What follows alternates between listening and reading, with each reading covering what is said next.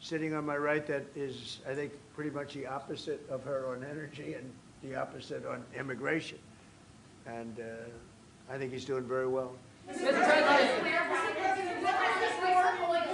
commercial air travel right now is severely restricted in the Middle East, and thousands of Americans are stranded. Why wasn't there an evacuation plan, and will you send planes to get people out? Well, because it happened all very quickly. We thought, and I thought maybe more so than most, I could ask Marco, but I thought we were going to have a situation where we were going to be attacked. They were getting ready to attack Israel. They were getting ready to attack others. You're seeing that right now. And a lot of those missiles that are hitting in, those are stationary. Those were aimed there for a long period of time at these other countries. So I think I was right about that. We attacked first. And if we didn't, it could have been, you know, look, we're really decimating them. They're being decimated. And if we didn't, and by the way, we have massive amounts of ammunition. We have the high end. A lot of it was given away stupidly by Biden, very stupidly, for free. And I'm all for Ukraine, but they gave away a lot. As you know, when I give away ammunition, everybody pays for it. The European Union's paying for it. Then they can do what they want with it, but they are giving it, let's say, to Ukraine, and it's okay. But we gave away a lot of high end, but we have plenty. But we have unlimited middle and upper ammunition, which is really what we're using in this war. And we have really an unlimited supply. We also have a lot of the very high end stored in different countries throughout the world. We're literally storing it there, which is actually something that I insisted on in my first term. I rebuilt the military in my first term. The military is great.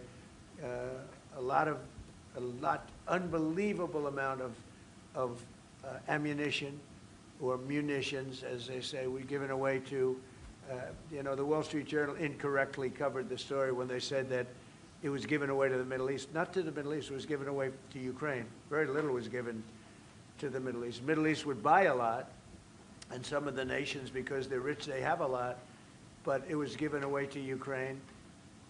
And it just should have been done.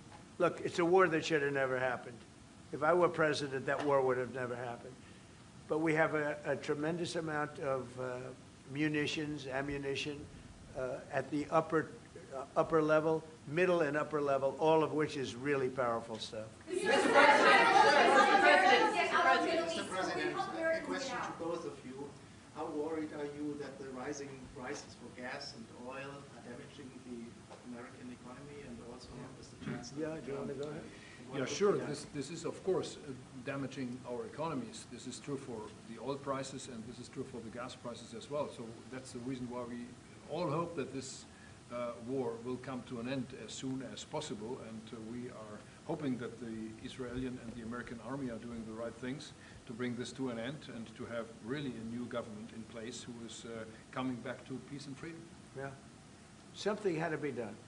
And it's been 47 years. They've been killing people all over the world for a long time. They were the kings and fathers of the roadside bomb. Soleimani, we killed him last term. If we didn't, I think it might be a different story today. They would have been much stronger and smarter than they are. But they did the roadside bombs. 95% of the people lost their legs, arms, had their face wiped out, just wiped out. I've seen some young people that it's so sad to watch. And that was almost all, 95% comes from Iran, and with Soleimani. Soleimani loved his favorite weapon. He loved the roadside bomb. And when you see people walking around with no legs and no arms and a face that's been blown to hell, these people, what they have to go and the way they have to live, this is Iran. When you look at the barracks, the famous barracks, when you look at the hostages, when you look at a lot of hostages, when you look at all of the problems, they were really a purveyor of terror all over the world for many, many years. And it's something that had to be done, something. And I believe that if we didn't, because I see where Congress, you know, if I didn't do this, guys like Schumer, who are losers, the Democrats, they're losers. That's why they're not here. Guys like Schumer would say, well, you should have done this. In other words, if I did it, it's no good. If I didn't do it, they would have said the opposite, that you should have done this. But most people feel, I'll tell you what, I have never had more compliments on something I did.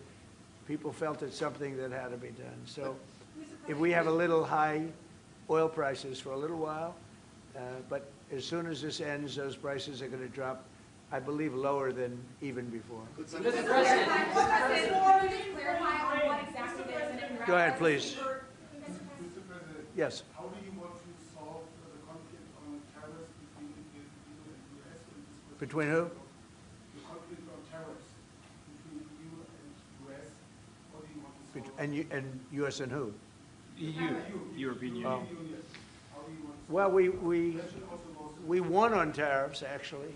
Somebody said you actually won the case. We won on tariffs. We had a decision that was wrong. It was a very bad decision from certain standpoints. From other standpoints, a very powerful decision because it reaffirmed all the fact that we have all these various forms of tariffs that we felt right, but it totally reaffirmed it. It said you can use all of these tariffs. So we have all these vast menus of tariffs. And tariffs have made our country very rich. We have to charge tariffs to nations who play with their money. You know, they move their money up and down like a yo-yo. We have to take care of nations that have been good to us and fair to us, and we're going to take care of them. Other nations, they haven't, and we haven't let them take advantage of us. But the whole thing with tariffs is we had a decision that, like, as an example, we have a license situation, and the license is something that allows us to immediately stop all business with, nobody even knew we had this power, but we do now because of the decision. We have the right to stop all business having to do with a certain country. If a certain country is not treating us well, the president, without going to Congress, has the right to stop. Sort of interesting. I have the right to stop, but under that one law, I didn't have the right to charge them. So I have the right to license them, but I don't have the right to charge, which is frankly ridiculous. But the right was given to us by the Supreme Court. And we have the right, as an example, we talked about Spain. I could tomorrow stop, or today, even better, stop everything having to do with Spain. All business having to do with Spain. I have the right to stop it. Embargoes, do anything I want with it. And we may do that with Spain. What do you think? Well, sir, I think we're going to talk about it with you. I know that you have strong power. The Supreme Court clarified. We know you can use it, and if you need to use it to assure national and economic security, we'll do it. Scott, do you have an opinion? Sir, I agree. The Supreme Court reaffirmed your ability to implement an embargo, and as we've talked, from your first term, the Section 301s and the 232s have withheld more than 4,000 lawsuits, and USTR and Commerce are going to begin investigations, and we'll move forward with those. And we've instituted a 15% tariff on everybody, as you know, and just used, I'll tell you, we had a couple of paragraphs written in that opinion that were really incredible. Justice Kavanaugh wrote a fantastic dissent, but in his dissent, he said what we should do, and we knew that too.